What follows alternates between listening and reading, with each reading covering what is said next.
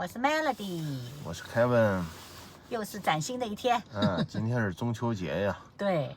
来到沈阳我父母家啊，陪他们过一个中秋节啊。奔波1700公里啊，就为了今天啊。早晨起来我看了一下，上海最高温度35度啊，我们已经都这样穿上了。沈阳今天最高温度17度，是，而且还下着小雨，显得特别凉一些。带上的厚衣服终于用上了。然后我上楼说再穿一件衣服吧，电梯里碰着一家三口，小朋友啊，大概也就3岁左右，他竟然叫我叫爷爷，叫我叫爷爷。他爹妈好尴尬，他妈妈，因为他妈妈都比我小很多了啊。他妈妈说叫叔叔，我纠正我叫哥哥。小朋友就是不叫，最后没办法了，小朋友叫了一个叔叔。今天早晨Kevin提议，我们就不要吃早饭了，对，所以我们2个人呢就饿肚子饿着，这样呢显示到家之后呢能吃很多，吃的特别香啊，这样呢他们做那么多菜呢才没有白做啊。对，我们都节食，就是比较控制饮食，因为喝凉水都感觉长肉。然后每天就是吃2顿饭，早上一顿，下午一顿，还是不行。还是微胖。因为我妈今天说了，中午吃完饭，晚上要吃饺子，她又找了一家东北特色的早点，是这要吃多了坏了，今天3顿1顿也落不了了。不是，最主要吃不下了，吃不下她不就白做了？而且昨天晚上吃了铁锅炖大鹅，这又吃撑了。对呀，所以考虑来考去，今天就早饭算了吧。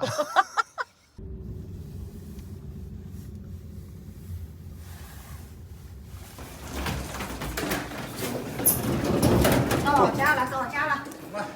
家了，到家了，到家了！哎呀，老二，小杨带个月饼，半岛月饼，是个意思。千里中秋送月饼，也不多，就是这个意思。对，吃多了也吃不了，对，就吃个精华。你看在酒店不吃早餐就对了吧？到家你看，吃个韭菜盒子，韭菜盒子先垫个底。蛋。我妈弄的也清淡。中秋节快乐！中秋快乐，身体健康，身体健康。好。中午喝了点酒哈，还睡了一小觉。对，出来买一杯咖啡，买9块9的瑞幸的咖啡味儿的热饮料。看这儿有一生鲜超市，对，就是沈阳老百姓的普通超市。对，这就是我父母家门口的这个超市。进去看看，进去看看。20块钱一斤，10几块钱。榛子、瓜子14块钱、13块钱。这个应该就是比较正常的，就不算贵，也不算特别便宜的沈阳的物价。花生8块多7块。进里边看看。嘿，进来就是一股榴莲味儿。大葡萄。这儿卖榴莲就会比较贵了。哇，这葡萄可以。这葡萄好。这葡萄好。对，称分量的。这多少钱一斤呢？这是辽宁当地产的。会员价9块9。这个每斤9块9。辽丰葡萄更便宜。于峰。这个叫聚玫瑰，阳光玫瑰，反正都是9块9一斤。哇，这便宜，这确实便宜。这大个儿，大妈都提意见了，说你怎么还说便宜呢？不便宜吗？可能他们本地人觉得不便宜。这是榴莲，榴莲价咱就金针榴莲就不能这么算了，20多块钱一斤，这毕竟是沈阳，这是北方它不产的东西。板栗，这是油板栗，5块钱一斤。5块钱啊，这个大。2块9毛9，免费去皮。我2块9毛9，哇塞，这个松鼠的嘴巴都放不下，真的。我勒个去，松鼠肯定放不下的。那这个呢？普及一下呢？它这个叫南果梨，这个是北方的一种梨，但是它叫南果梨，有点毛糙。这梨挺好吃的，我小。这个就鸡心果。这是新疆产的，对，并不是东。但我怀疑这到底是不是新疆？这个就是杂交过了，山楂5块钱。山楂也是当地特产。脆枣，朝阳脆枣5块9毛9。禁止上手，禁止上手，就不上手了。嗯，5元起称。啊，啊，2块钱一斤这个。对，这我们这叫姑娘，对呀，我记得罐罐在那个格兰维园岛，给我买的，都让我吃了。10块钱一斤。10块钱一斤。鸡蛋鸡蛋7块5毛9一斤。对。灭菌鸡灭蛋，菌鸡蛋。哥哥达的，哥哥达就是溜达鸡。不是哥哥拿它那个品牌的，就是这个哦，大长茄子，这个这是绿茄子，这个叫长茄子啊，这个是绿茄子这个是绿茄子。啊，1块3毛9一斤。看看，哇，我没吃过这个。我也没吃过，在北京也没见过，北京是圆茄子，这不是北京的东西，这不知道哪儿的东西。紫库茄子。紫库茄子其实就是北京话讲的长茄子吧，因为他们卖那种圆茄子。切馒头，馒头1 1块钱一个，1块5。锅贴，苞米面就是玉米面，他们管这玉米叫苞米。葱油饼，1张2块钱。小米发糕是里面那种，对，8块，你这就是斤了吧？这下种是斤了吧？桔梗，少称点啊。对，它可以混着拿的，它。对。啊，行了，不就这些，就这些。哎，对，别的看一要下啊。看看，啊，那边不是一个价。这个是什么？我不知道，但我知道这个他们有拿那个炒鸡蛋的，好像。就算了。就来点这个可以。那少拿点，我没吃过，少拿点啊。少拿点，再少一点。哎，对，我们尝个味儿就行了。好吃，明天再来。好，先这样吧。好。就这些。这一共是6块8毛9。这个拌菜呢是源于朝鲜菜。朝鲜小菜。朝鲜小菜。松茸菇，香菇，这个香菇是5块5毛9。这里有各种豆角。我呢是最推荐也是，你看我推荐的就是贵的，5块钱一斤的豆角。5块钱的。叫面豆，就是特别扁、特别宽的，看着没？这不在温哥华是叫芸豆吗？北京话叫扁豆。这个呢？这个是最贵的。黄金钩啊！没吃过。好香。这个特点是豆多，那个是外边皮多。皮薄。这是买肉的地方。肘子，特价吼肘，我去拿醋了。看看它是猪蹄儿20一斤，猪蹄儿。就是这样一个环境，真的还是蛮干净的，也没有什么味道。这入个会员多少钱呀？200。上面这个会员。就买200块钱。买张卡。买张卡里边有200块钱。完，然后拿那卡结账，全是。就拿那个消费了。韩式苹果，我天！富士苹果。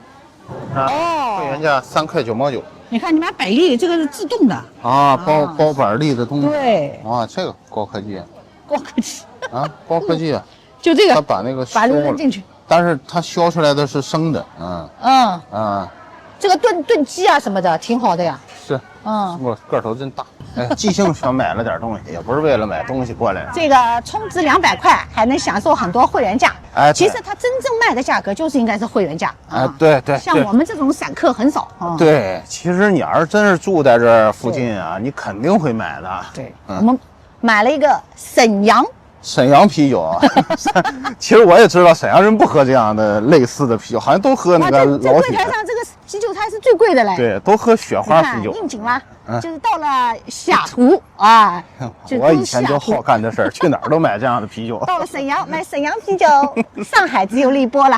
这反正体会一下沈阳本地的物价啊。对。你要是让加拿大人来看，那就是气死人了，这玩意儿。但是你要是在国内的人看，他也能想象到。反正我们已经这边会比较2天了，人民币之东北分币和沪币正好是就是2个存在。我刚才说那东西便宜，大妈都朝你瞪眼。麦乐迪说那人家都是有意见了。对，大妈还跟他说便宜什么便宜？可能吓得凯文就不敢说话。我赶紧别说了。你这价钱你不会够。但是我后来自己琢磨，很容易就琢磨出来了。你手到不足啊，对，其实我会的。就不足。今晚我这喝酒就开车就不喝酒了。今天喝一个沈阳啊，走一个沈阳，走一个白的。最主要是这是快乐回乡县小饺子。这我们家过节必须吃饺子，那规矩这是。对。好，我们干月饼。干月饼，干了，一人一口啊！大家早上好，我背后呢就是早上的沈阳啊。今天有一点雾，我还查了一下，看看是不是雾霾。因为不是说北方那个供暖会带来一些空气污染嘛，但是呢，现在供暖季节还没有到，所以呢，我查了一下指数，今天的空气质量还是绿色的。那它这个城市呢，最大的特点就是物价便宜。那我们呢来到沈阳，也是希望全方位体会和享受这个物价低廉，尤其是人工成本比较低一些。今天呢，我们准备去做个 SPA，150分钟是499块钱。反正这个在上海是很难做得到了。上海90分钟500多块。对，原来我们在上海做的话，2个小时，也就是120分钟就要800块钱起，而且还是会员的价格。因为我觉得全国，尤其是北上广，基本上很多南方大的景区景点基本上都玩过了。但是东北呢，确实对很多南方人来讲是一个空白。最近2年就流行这个东北，尤其是冬天的旅游啊，几大名片啊，泡澡、滑雪或者冰上旅游，撸串儿，喝啤酒。那这夏天会多一些，冬天还会有雪地蹦野地。我们去年也去参加了一下，穿着非常就是厚重的衣服，在雪地里跳兔子舞，这个感觉还是非常好的。那今年呢，它开通了叫沈白高铁，因为北京到沈阳段早就有高铁了嘛。那沈阳段直接能够坐高铁去长白山，而且价格比较便宜，时间比较少。那以往呢，如果你想坐火车连游沈阳，那坐火车还要坐卧铺车，因为长白山在一个比较山里边的边境上。那么如果坐飞机的话，真的是要往返上海要几千块啊，可以说是冬天甚至超过3亚到上海往返的价格，非常贵。那所以今年呢，我预测啊，沈阳的旅游应该是非常火爆。大家往返沈阳坐飞机，前往长白山坐高铁，既省钱又便捷，而且还能顺便享受一下其他东北特色的一个旅游方式。火烧小菜儿，对，羊杂汤，那我要羊杂汤。这个火烧1.8块一个。啊，你要几个？我要2个。2个，我也2个。那你要羊肉汤还是羊杂汤？我要羊杂汤吧。好，2个羊杂汤。在这吃啊？对，在这吃。然后4个牛肉火烧。那我要炝拌土豆丝。对。一共53.7块。对。他这应该中午人，晚上人会多吧？中午跟他们。我们就选择早点了。这是一张老沈阳的手绘导游图，当然老的沈阳呢肯定是在最中心的。这就是沈阳故宫，东三省总督府，张学良旧居大帅府。他们管张作霖叫大帅，管张学良叫少帅。它有4个塔：北塔、南塔、东塔、西塔。现在市政府呢在这个区域。这块有很多原奉天警署、朝鲜银行，这块反正有一个广场，周围全都是原来日治时期的一些建筑。羊杂汤，4个牛肉火烧。对，很多人呢这样吃是吃中午饭或者晚上饭啊，因为我们的饭有限，要回家吃。我们正餐有的时候还要回家回父母那儿吃，所以我们就把这个早餐呀当做早中饭啊。我加了一些醋啊，这些就是它可能让我觉着去膻味儿。其实我知道好多地方都喝羊汤，对，就是如果你去那个承德，他们早上就要喝这种特别浓重的羊汤。然后你妈做的羊汤也挺好吃的。确实是这味儿啊！这土豆丝拌的好呀。对呀。色香味啊，感觉。这是牛肉火烧。这个我也喜欢蘸醋吃。很棒啊。纯肉。有一点点像上海的鲜肉月饼。有一点点，有一点点像啊。只是它里面是牛肉，然后它那个皮呢更加那个薄一点。咸鸭蛋，Melody 呢喜欢吃黄，巧了，我喜欢吃那个蛋清。早晨吃点那个汤汤水水的，我特别喜欢。而且羊杂里面的肉很多。哎，真棒，香喷喷的，一点都没踩坑啊！物美价廉，50多块钱吃一顿早中饭。我们啊，就是到沈阳的前几天啊，酒店啊，我们都没有订早餐。对，我们想的就是仅有的这个可以吃饭的这个份额啊。哎呀，对啊，因为不要想留给酒店，还要去我父母那儿吃一些餐，但是我们更想在外边吃。我们对每一顿都精打细算，要珍惜，要珍惜。早晨呢，我也特别喜欢吃汤汤水水的东西。对啊，有点热乎乎的，不是特别干，感觉就是咸豆浆配鲜肉月饼。对，差不多吧，比喻的挺贴切的。我们那个 SPA 是11点，所以还有点时间，我们就来一个沈阳啊比较有特色的地方，叫红梅味精厂。所以这个红梅味精就是沈阳的工厂生产的啊，就是吃喝玩乐啊，小资的，对，年轻人喜欢的啊。那北京人知道它那个有798这样，也是一个老工厂。这里咖啡店还蛮多的，也挺有特色的。这里啊，给人一种还是有点艺术气息的，所以改造的还是不错。那某人喝完羊汤喝咖啡啊，带着羊汤味儿喝着咖啡。Melody 说这就是跟某姓不一样。对，这某姓我认为它是饮料店，你点的有可能是带着咖啡味儿的饮料店。其实你看这个，它其实这个也不是独立咖啡馆啊，这个也是个连锁品牌。你看一下这个咖啡的油脂，你看我们昨天那个跟我像奶茶一样的。我不能说它多好，但是它是正经的咖啡。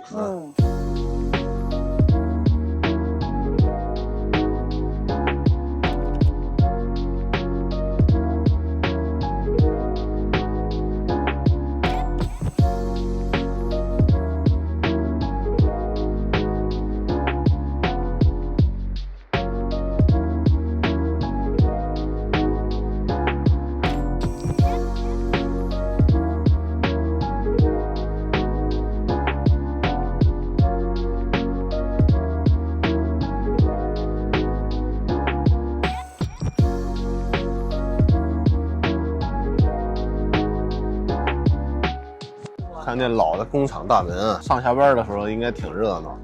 骑着自行车接老婆下班。哎，对，我就是看那个冯巩一系列电影，虽然他拍的事儿都天津的事儿，但我觉得他那个氛围和感觉、历史背景啊，跟这沈阳特别像。不对，我觉得贾樟柯的电影和沈阳像。那你那说的有点残酷了点啊，那个反映现实，希望有一天能够完全反映现实，把历史的事儿啊，咱们都好好捋一捋，对，能够真的畅所欲言的聊聊过去的历史。就一个90年代的下岗潮，就这个事情就有的聊。没错，哎呦，这老爷爷挺卡哇伊的，有拉布布啊？真的假的？应该肯德基不会送假的。他要你充值再送你。在中国啊，老得他妈问问什么东西真的假的之类的。拉布布我还没见过那么多拉布布嘞。我还没有近距离看过什么样是拉布。给你看看拉布，丑。这长得够难看的，我觉得。这个是粉的。我觉得还是 Lisa 长得好看。咱也不知道就是沈阳特色啊，还是全国特色啊。现在沈阳都开始面包子了啊，小笼包。小笼包没有了啊，没有了。这只有沈阳有吗？还是全国都有啊？它正常是应该是全国，现在卖光了，就是最近没有。因为我们觉得挺接地气，有特色。是北京吗？所以老有人猜我是北京，其实我是东北人。说话那个说话那味儿是有点北京口音哈。沈阳人还是很热情。充值500送一个拉布布。你看他们这口号，东北甜姑娘，贼美贼大方。对，这就是那杨姑娘。对，做的果汁儿可能。这儿贼是什么意思呢？贼什么叫很厉害？非常非常的意思。非常非常。它比非常还要更强烈的形容。贼好吃。啊，对，不吃一个不吱声。你看他们这承诺啊，啊，不好吃我铁锅炖自己。他也不问问我们要不要吃。你要说不好吃，他说把自己炖了。这个就是东北冷幽默啊。哎，对对，就是刚才了解了一下啊，这个红美味精厂啊，它并不是中国建的啊，并不是国货。哎，对，它是日伪时期对满洲农业株式会社，对，它就继承了这个厂，就在这个基础上建了红梅味精厂。对，这些厂房其实是日本人建的，或者你也分不清是满洲还是日本还是伪满，对吧？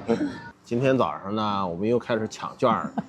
抢票。沈阳现在它这个对外地人的这个欢迎度啊，这个旅游的重视度啊，非常高。这个国庆节包括这个10月也放血了，各种门票随便抢。在上海的时候已经抢好了故宫和大帅府的门票，但是这是白天的，免费的，免费。它只针对外地人。对，验证身份证。对，沈阳本地人不行，就是在义游沈阳，他好像每个月有2次可以拿这个领取这个票的机会。哎，突然昨天看新闻知道了，对，沈阳故宫开夜场了，连开3天啊，并不是只有北京和台北，还有一个沈阳故宫。沈阳故宫一共实际上是有3个故宫。沈阳故宫是最早的故宫，对，是皇太极的。对，满清啊，他没有入关之前的皇宫就设在沈阳。对，那么然后打下北京之后呢，他就搬到了北京去了。其实他很多宫殿的这个风格呢，特别像北京的故宫，但是呢，很多人特别了解北京故宫什么样。我们今天晚上看看。对啊，也难得他晚上现在还开放。对，他连开3天，6、7、8给我们赶上了。估计这家店呢是在铁西广场，是离我父母这儿没多远的一个地方。黑芝麻汤圆，这个什么玫瑰花茶、大菊花、毛桃。用烤箱烤熟的。对，然后是蘸，就是里面有椒盐儿。蘸那个椒盐。好，有特色。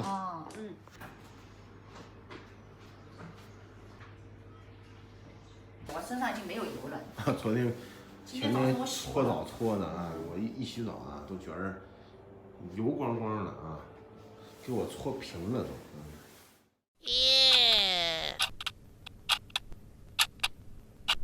下午呢，按摩好之后啊，回我父母那儿吃了个晚饭。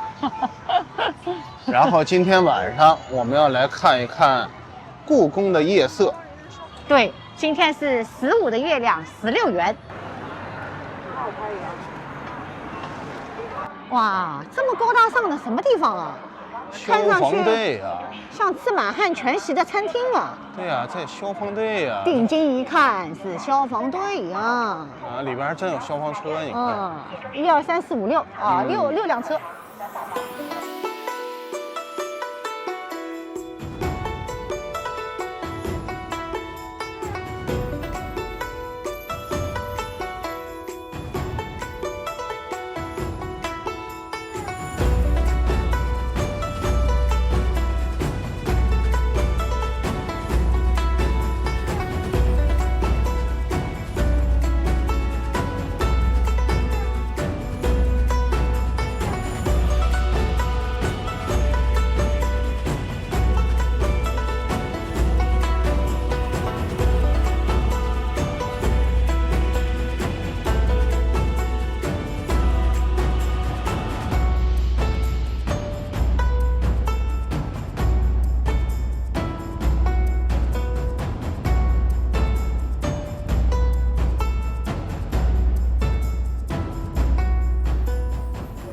我们现在所在的店啊，就是这故宫最重要的一个活动的场合。去过北京的故宫的话，这个地方就相当于太和殿广场。对，没错，也就是所有最重大的仪式项目、举办活动的地方都在这个地方。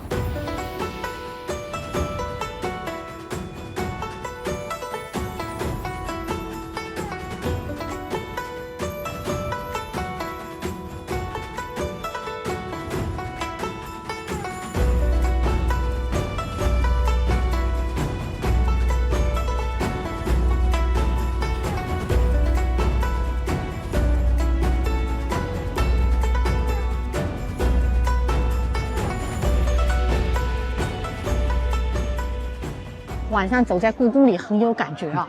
啊，要是没有人就好。浮想联翩。他们都说晚上你敢在故宫里逗留吗？要是全没有人，你也不敢走在这儿。对呀，故宫清场了，对，留在故宫里面还是得有点人。但是呢，人多你又嫌他们碍事儿。虽然说开放的这个区域啊，在夜场呀，只有这个举办活动的地方。对啊，那恰巧呢，古时候皇帝开这个活动的时候啊，庆典的时候也在这儿，也在这个地方。所以如果想看生活区啊，究竟古时候皇帝生活在什么地方呢？那你还得白天来。